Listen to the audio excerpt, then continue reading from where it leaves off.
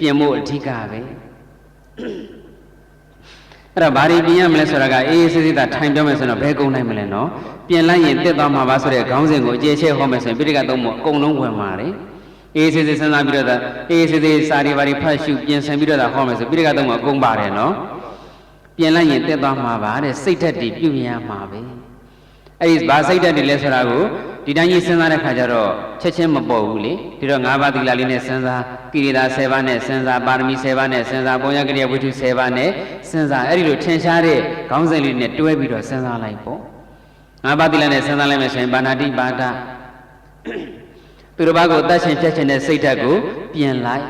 ဒါကပါဏာတိပါဒကဓာတ်ရိုက်လာတဲ့စကားလုံးပေါ့ချဲ့ပွားရမှာကအဲ့ဒီခေါင်းစဉ်အောက်မှာသူတစ်ပါးကိုကျဉ်းမှန်းခြင်းနဲ့စိတ်ဓာတ်နှိပ်စက်ခြင်းနဲ့စိတ်ဓာတ်သူတစ်ပါးကိုဒုက္ခရအောင်လုပ်ခြင်းနဲ့စိတ်ဓာတ်သူတစ်ပါးမျက်ရည်ပေါက်ကြီးငယ်ကြအောင်လုပ်ခြင်းနဲ့စိတ်ဓာတ်အဲ့ဒီစိတ်ဓာတ်ပြင်လိုက်သူတစ်ပါးစိတ်ဆင်းရဲကိုယ်ဆင်းရဲဖြစ်အောင်လုပ်ခြင်းနဲ့စိတ်ဓာတ်ပြင်လိုက်တတ်မှမဟုတ်ဘူးနော်သူများတဲ့တတ်မှရလို့မဟုတ်ဘူးဒီပါဏာတိပါဒခေါင်းစည်းအောက်မှာသူတစ်ပါးကိုညှင်းဆဲခြင်းတာတွေအကုန်လုံးပါဝင်နေအရိဏရဏသူများပစ္စည်းခိုးခြင်းတဲ့စိတ်ဓာတ်ပြင်လိုက်ဂွင်ရိုက်ခြင်းတဲ့စိတ်ဓာတ်ပြင်လိုက်ရိုက်စားလို့ခြင်းတဲ့စိတ်ဓာတ်ပြင်လိုက်သူများပစ္စည်းအလကားလို့ခြင်းတဲ့စိတ်ဓာတ်ပြင်လိုက်သူတစ်ပါးပစ္စည်းမတော်မတရားလို့ခြင်းတဲ့စိတ်ဓာတ်ပြင်လိုက်အမျက်ကြီးစားတဲ့စိတ်ဓာတ်ပြင်လိုက်ဟောအရိဏရဏမှာကိုပြင်စရာတွေကအများကြီးနော်ကာမိတုမိစ္ဆာစာရသူတစ်ပါးသားမယားကိုပြမကျူးလွန်ခြင်းတဲ့စိတ်ဓာတ်ပြင်လိုက်အပျော်မလိုက်စားတဲ့စိတ်ဓာတ်ပြင်လိုက်နောက်မီလေးညင်တဲ့စိတ်ဓာတ်ပြင်လိုက်အများကြီးပေါ့ကာမိတုမိစ္ဆာစာရဆိုတာကဟိုလိုပြင်မမမို့အပျော်ပါလွန်ခဲ့တာလည်းပဲကာမိတုမိစ္ဆာစာရတွေထည့်ရမှာပဲနော်ကာမိတုဆိုတာကာမဂုဏ်၌မိစ္ဆာဆိုတာမမယွင်ယွင်စာရဆိုတာကျင့်တာပဲမုဒ္ဒဝါဒနဲ့ပတ်သက်လို့လိန်နာညာခြင်းလိန်ညင်ညာခြင်းတဲ့စိတ်ဓာတ်ပြင်လိုက်မဟုတ်တာတွေပြောခြင်းနဲ့စိတ်ဓာတ်ပြင်လိုက်ဖရုဒဝါစာလို့ခေါ်တဲ့ဘုဒ္ဓဝါဒဆိုတဲ့ခေါင်းစဉ်ထဲမှာဖရုဒဝါစာတန်ဖတ်မလာပါပိသုနာဝါစာကုန်ပါတယ်နော်၅ပါးထဲမှာဓာတ်ရိုက်မပါပေမဲ့ဒုစရိုက်10ပါးဝစီဒုစရိုက်4ပါးတွေကကျန်တဲ့3ခုလည်းဒီထက်မှအကျုံးဝင်နေသူတစ်ပါးကိုရိုင်းရိုင်းဆန်းဆန်းကြမ်းကြမ်းတမ်းတမ်းဆဲဆူကြိမ်းမောင်းခြင်းနဲ့စိတ်ဓာတ်ပြင်လိုက်သူတစ်ပါးနားထဲမှာဆဲရရဲ့လို့မဟုတ်ပေမဲ့သူတစ်ပါးနားထဲမှာအခမ်းရခက်သွားစေတဲ့စကလုံးမျိုးတွေသုံးလုံးပြီးတော့ပြောခြင်းနဲ့စိတ်ဓာတ်ပြင်လိုက်စောင်းပြောတာချိတ်ပြောတာရွဲ့ပြောတာတွေပေါ့စောင်းပြောချိတ်ပြောရွဲ့ပြောမဲ့ပြောတဲ့မဲ့ပြောခြင်းနဲ့စိတ်ဓာတ်တွေလည်းပြင်လိုက်ပိသုနာဝါစာသူတစ်ပါးရဲ့ချစ်ချင်းမေတ္တာကိုခွဲခြင်းနဲ့စိတ်ဓာတ်သူတစ်ပါးရဲ့သွေးစည်းညီညွတ်မှုကိုပြိုကွဲအောင်လုပ်ခြင်းနဲ့စိတ်ဓာတ်ပြင်လိုက်ခင်မင်နေတဲ့သူတွေခင်မင်ပြတ်အောင်လုပ်ခြင်းနဲ့စိတ်ဓာတ်ဂုံတိုက်ခြင်းနဲ့စိတ်ဓာတ်ဂုံချိုးခြင်းနဲ့စိတ်ဓာတ်ပြင်လိုက်တန်ဖမလာပအကျိုးမရှိတဲ့စကားတွေအနှစ်သာရမရှိတဲ့စကားတွေအရေးမရအဖတ်မရစကားတွေပြောခြင်းနဲ့စိတ်ဓာတ်ပြင်လိုက်အတင်းပြောခြင်းနဲ့စိတ်ဓာတ်ပြင်လိုက်ကဲအဲ့လိုဆိုတော့စုံမသွားဘူးလားစုံသွားပါဘူးသူရမေရိယသိခါဘုန်းနဲ့ကြည့်လိုက်တော့အရက်တောက်ခြင်းနဲ့စိတ်ဓာတ်ဘီယာတောက်ခြင်းနဲ့စိတ်ဓာတ်လည်းပြင်လိုက်ဆက်ပေါ်လိုက်တော့တောက်ခြင်းစားခြင်းနဲ့စိတ်ဓာတ်ပြင်လိုက်အပျော်ပါလွန်ကဲခြင်းနဲ့စိတ်ဓာတ်ပြင်လိုက်ဆေးလေးတောက်ခြင်းနဲ့စိတ်ဓာတ်ပြင်လိုက်မူးရင်ရမ်းခြင်းနဲ့စိတ်ဓာတ်ပြင်လိုက်အော်ခြင်းဟစ်ခြင်းနဲ့စိတ်ဓာတ်ပြင်ရမှာပါတို့ကြဟစ်ဖောက်မဆိုပါပဲနေပါဦးမယ်အဲ့တော့ကဲ၅ပါးသီလလေးကိုမူတည်ထားပြီးတော့ကြည့်လိုက်မယ်ဆိုရင်ပြင်စရာစိတ်ဓာတ်တွေထွက်မလာဘူးလားထွက်လာပါလားဗျာထွက်လာတာပဲဒုစရိုက်10ပါးနဲ့စဉ်းစားမယ်ဆိုရင်လေထွက်လာမှာပါပဲ၅ပါးသီလရဲ့အဓိပ္ပာယ်ကိုသိသိကြည့်လိုက်ဒုစရိုက်10ပါးအကုန်လုံးပါသွားတာပါပဲနော်မနောဒုစရိုက်3ပါးတွေကဝိဇ္ဇာဆိုတာကလည်းသူတော်ဘာပစ္စည်းမတော်မတရားအလကားလိုချင်နေတဲ့အရိဏဒါနတွေထည့်လိုက်ပေါ့ဗျာပါဒကြတော့လေသူတော်ဘာကိုတတ်ချင်းဖြတ်ချင်နေတာဆိုတော့ပါဏာတိပါဒတွေထည့်လိုက်ပေါ့မိစ္ဆာဒိဋ္ဌိကြတော့လေ၅ပါးလုံးမှာပြန့်နှံ့ပြီးတော့တည်နေတာဆိုတော့ထည့်လိုက်ပေါ့အဲ့တော့အဲ့လိုမကောင်းတဲ့စိတ်ဓာတ်တွေပြင်လိုက်ရမယ်ပြင်လိုက်ရင်တက်သွားမှာပါအော်ပြင်သွားပြီထင်တယ်နော်ပြင်လိုက်ရင်တက်သွားမှာပါတခါကိရိတာ10ပါးနဲ့ကြည့်လိုက်မယ်ဆိုရင်ကုံတော့မကုံတော့ဘူးလောဘဒေါသကိရိတာ10ပါးတော့ရတယ်နော်အရဟံကုံတော့မကြခင်ကမှနာထားတာလေအဲ့တော့ကိရိတာ10ပါ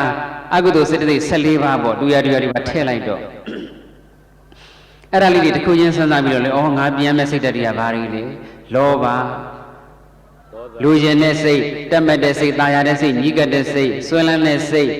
တန်ရောစဉ်ကြီးတဲ့စိတ်ဓာတ်တွေလည်းပြင်လိုက် ဆိုတော့တန်ရောစင်နဲ့တိတ်မကြီးနဲ့ပေါ့အကိလေသာ10ပါးနဲ့စဉ်းစားလိုက်ရင်အများကြီးထွက်လာတယ်နော်တို့ကတိတ်ဆွဲလန်းကြီးတယ်တို့ကတန်ရောစင်တိတ်ကြီးတယ်တယ်မပြောကြဘူးလားပြောကြပါလေဗျာဟောတို့ကတိတ်တန်ရောစင်ကြီးတယ်ဆိုတာတို့ကလောဘကိလေသာအားကြီးတယ်လို့ပြောတာ ਨੇ တူတူပါပဲဗျာအော်ဒါဖြင့်ပြင်လိုက်ရမှာလားမွေးထားရမှာလားပြင်ရမှာပါဗျာပြင်လိုက်ရင်တက်သွားမှာပါဗျာတက်သွားမှာပါဆိုတော့လောဘကလုံးဝမရှိလို့တော့လည်းဖြစ်ပါအောင်မလားဖြစ်ပါဗျာမဖြစ်ဘူးလားအမလေးယဟနာရှင်မတွေလောဘမရှိပါဘူးဖြစ်သားတယ်စီဝါရှာနေတဲ့ပုဂ္ဂိုလ်တွေကြတဲ့လောဘကမရှိလို့ဖြစ်မလားမဖြစ်ဘူးဒါမဲ့လို့ဖြစ်အောင်ရှာပေါ့စီဝါရှာတယ်လောဘနဲ့ရှာတာရဲ့အလောဘနဲ့ရှာတာရဲ့နှစ်မျိုးရှိတယ်လေလောကီအာယုံကံမှုချမ်းသာတွေခံစားဖို့ဆိုတဲ့ရည်ရွယ်ချက်နဲ့ရှာနေတာဟောဘလောက်ပြဆွေးရလိုက်ရှင်တော့တိုက်ကလေးပြင်ဆောက်အောင်မယ်ကားလေးလဲလိုက်အောင်မယ်အဲ့ဒီလိုစိတ်နဲ့ရှာတာဆိုရင်တော့လောဘနဲ့ရှာတာအဲ့ဒီလိုမဟုတ်ဘဲနဲ့သာသနာတော်တဲ့လူမယ်တမ်းမယ်ပြီးမယ်ကမ်းမယ်စွန့်မယ်ကျဲမယ်လိုအပ်တဲ့သူတွေကိုလှူဒန်းမယ်စွန့်ကျဲမယ်သာသနာကိုယ်ထက်မြင့်မြတ်တဲ့ပုဂ္ဂိုလ်ကြတော့ချီးမြှောက်မယ်ပူဇော်မယ်အဲ့ဒီလိုအဖြစ်ပေါ့လေလှူဖို့တမ်းဖို့ပေးဖို့ကမ်းဖို့ပူဇော်ဖို့ချီးမြှောက်ဖို့ထောက်ပံ့ဖို့ဆိုတဲ့ရည်ရွယ်ချက်နဲ့စီဝါရှာမယ်ဆိုရင်တော့လောဘနဲ့ရှာတာမဟုတ်တော့ဘူးအလောဘနဲ့ရှာတာစွန့်ဖို့ဆိုတဲ့ရည်ရွယ်ချက်နဲ့ရှာတာကိုခံစားဖို့ဆိုတဲ့ရည်ရွယ်ချက်နဲ့မရှာတာမဟုတ်ဘူးစွန့်လွတ်ဖို့ဆိုတဲ့ရည်ရွယ်ချက်နဲ့ရှာတာကိုအလူကံပုံလေးဖြစ်နေပဲသဘောထားပြီးတော့ရှာတာဖះဒီမှာထားအလူကံပုံလေးတွေမရှိဘူးလားရှိပါလေဗျာအလူကံပုံလေးကသူ့ထဲ1000တန်ထဲလို့ဝမ်းသာရဲ့လားအလူကံပုံကြီးပြီးသွားလို့ရောဝမ်းသာရဲ့လားဝမ်းမသာဘူးဘာအလူကံပုံကသူသုံးရမှာမဟုတ်ပဲဘယ်သူသုံးမှာတော့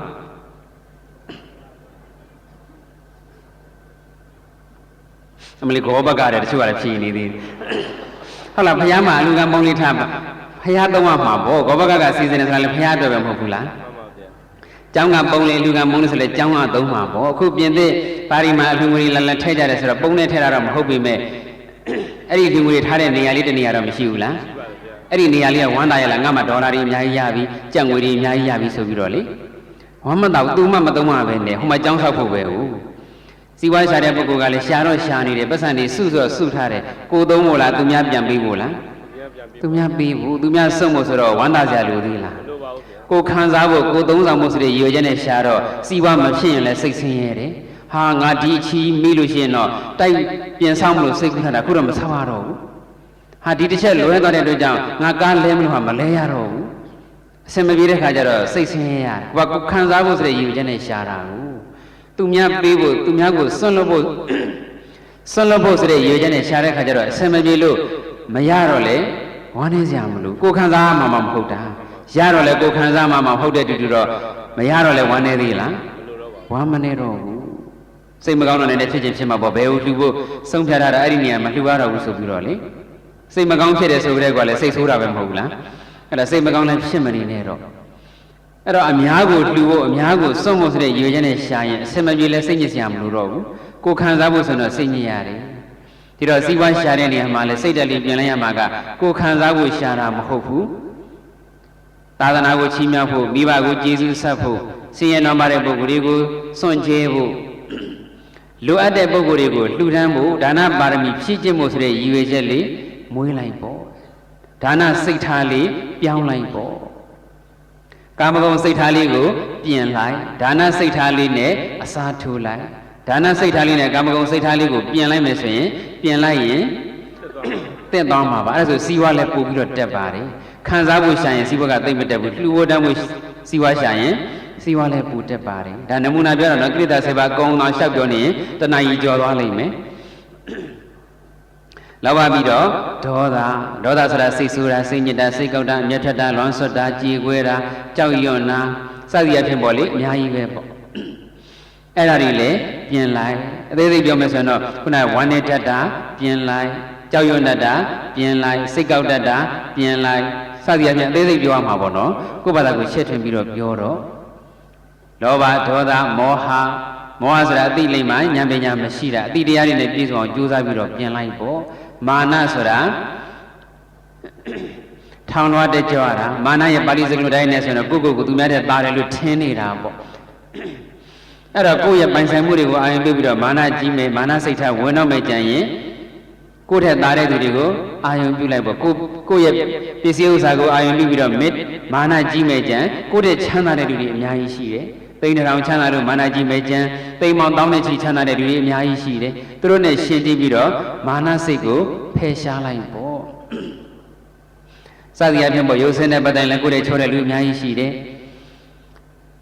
ထင်ရှားကြော်ကြားမှုနဲ့ကြည်လည်းကိုယ်ထက်ပို့ပြီးတော့ထင်ရှားကြော်ကြားတဲ့လူတွေအများကြီးရှိတယ်ပညာနဲ့ပတ်တိုင်းလည်းကိုယ်ထက်ပညာတတ်တဲ့လူတွေအများကြီးရှိတယ်စသည်အဖြစ်ကိုယ်တဲ့သားတဲ့သူတွေကိုကြည့်ပြီးတော့ဒီမာနစိတ်ထားလေးပြင်လိုက်ရင်တက်သွားမှာပါလောဘဒေါသမောဟမာနဒိဋ္ဌိဝိသိကိစ္စထိနာဥဒ္ဒစ္စအာဟိရိကအနုတ္တပကိလေသာ10ပါးဒေါသနဲ့တူရပေါင်းထားတာကအိဒါမစ္စရိယကုက္ကုစအိဒါသူတစ်ပါးជីវတုတ္တတာမနာလူအဲ့ဒီစိတ်တဲ့ပြင်လိုက်အိဒါဆိုတဲ့အတိုင်းပေါ့ကိုယ်အိတ်ထဲသူများအိတ်ကตาတယ်ဆိုတော့ကျင့်နိုင်ရဲ့လားကျင့်တတ်ပါဘူးအိဒါဆိုတဲ့အတိုင်းတော့သူများအိတ်ကตาနေလို့မလို့မကျင့်တတ်တာကိုအိဒါခေါ်တာပဲ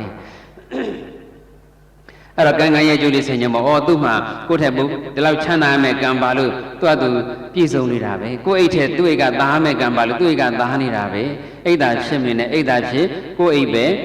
ပိန်သွားလိမ့်မယ်သူများကမနာလို့ဖြစ်ကိုယ်ပဲဆုံးရှုံးတာနော်အိတ်သာမစ္စရိယစသည်အဖြစ်ပေါ့လေမစ္စရိယဆိုတာကိုယ်ပိုင်ဆိုင်တဲ့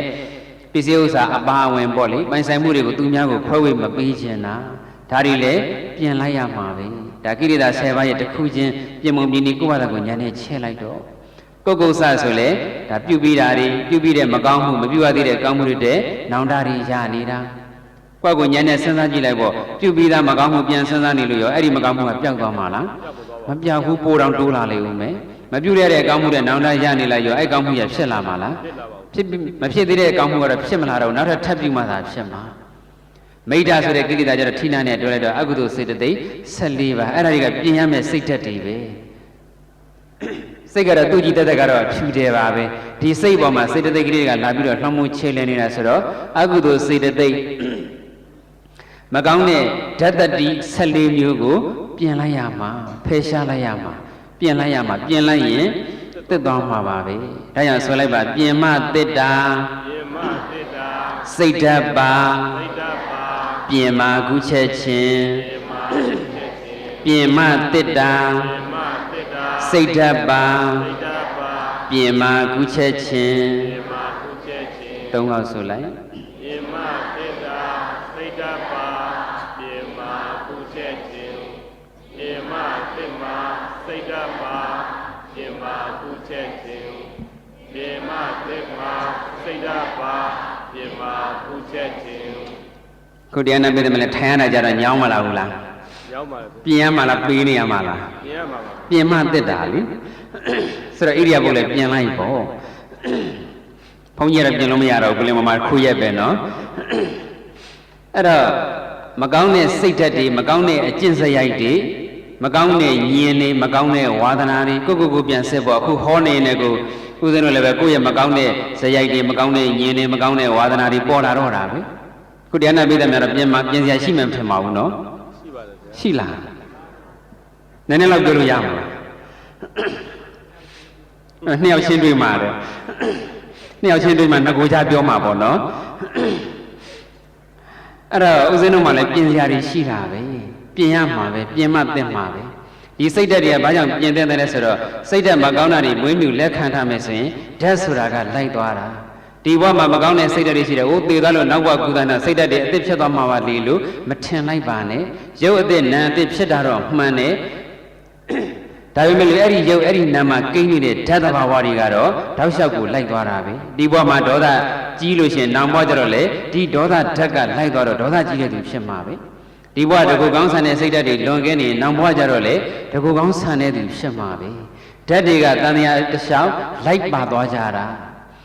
ဒါကြောင့်ဒီဘဝဘုရားဆုံးမနဲ့တွေ့လို့မှကိုယ့်ရဲ့စိတ်မှာရှိတဲ့မကောင်းတဲ့ဓာတ်တွေကိုမပြင်ဘူးဆိုရင်ဘယ်အချိန်သွားပြင်ရမလဲပြင်ရမှာနော်ဘယ်စိတ်ဘယ်ဓာတ်ကလေးကတော့မကောင်းတဲ့ဓာတ်ကလေးဆိုတာသိဖို့ကတော့ဘုရားဆုံးမလိလာမှသိမှာနှမွေကိုယ့်ဘာသာကိုဒီစိတ်ဓာတ်ကလေးကကောင်းနေထင်းနေမှာကိုယ်စိတ်မှာရှေ့မှာတတ်တဲ့ဝန်ဆန္ဒဒီပီလီဝန်ဆန္ဒ139မှာလေးလာကြည့်လိုက်ပေါ့တာမန်ကြည့်ရင်တော့စိတ်ကောင်းလေးလို့ထင်တာပဲဒါပေမဲ့ဘုရားဆုံးမနဲ့ကြည့်လိုက်တော့ဝန်ဆန္ဒလှည့်ပတ်တဲ့တရားတွေတခါနေကြတော့တဏှာကမေတ္တာရောင်ဆောင်နေပေါ့ဒေါမနတစိတ်ဆင်းရဲတာကလည်းကရုဏာရောင်ဆောင်နေတန်ဝေဒေါမနတကတန်ဝေကရောင်ဆောင်နေကိုယ့်ဘာသာကိုစိတ်ညစ်နေတာကိုပဲတန်ဝေကဖြစ်တော့ကညီငွေတွေထင်းနေတာလေသူတစ်ပါးရဲ့ပျက်စီးဆုံးရှုံးမှုကြည့်ပြီးတော့ ဒေါမနတာတွေစိတ်ဆင်းရဲနေတာကိုပဲကရုဏာဖြစ်တယ်လို့ထင်တယ်စသည်အဖြစ်ပေါ့အယောင်ဆောင်တရားတွေအများကြီးရှိပါတယ်အဲ့ဒါလေးတွေသိဖို့ဆိုတာကဘုရားဆုံးမတွေလေ့လာမှသိနိုင်တာဒါကြောင့်စိတ်ကိုဓာတ်ကောင်းလေးတွေဖြစ်အောင်ပြုပြင်ဖို့လိုတာကမပြင်လို့ရှိရင်နောင်ဘဝတန်တရားတိတောက်လျှောက်လိုက်သွားမှာအခုအတိတရားရှိတော့ဘုရားဆုံးမနဲ့တွေ့တော့ပြင်ရမယ်စိတ်မှာမကောင်းတဲ့ဓာတ်တွေရှိနေလို့စိတ်ဓာတ်ညံ့ဖျင်းနေပြီဆိုရင်ကိုပြုလိုက်တဲ့ကုသိုလ်ကောင်းမှုတွေဟာလည်းအည်သွေးညံ့ဖျင်းသွားတာပဲဒါနတွေမိုးပြောင်ပြုစမ်းမှာဖရာတွေတည်ရင်တော့တည်ကြောင်းတွေဆောက်ချင်တော့ဆောက်စိတ်ဓာတ်ကညံ့ဖျင်းနေပြီစိတ်ဓာတ်ကသေးသိမ့်နေပြီစိတ်ဓာတ်ကအောက်တန်းကျနေပြီဆိုရင်သူပြုတဲ့ကုသိုလ်ကောင်းမှုတွေဟာလည်းအည်သွေးညံ့ဖျင်းသွားပါတယ်အကျိုးပေးညံ့ပါတယ်စိတ်ဓာတ်ညံ့ဖျင်းရင်ကိုပြုတဲ့ကုသိုလ်တွေဟာလည်းပင်မရကျုံမနှံ့ဖြစ်တတ်တဲ့အတွက်ကြောင့်စိတ်ဓာတ်ကလေးတွေလည်းပြုပြင်မှုလိုပါတယ်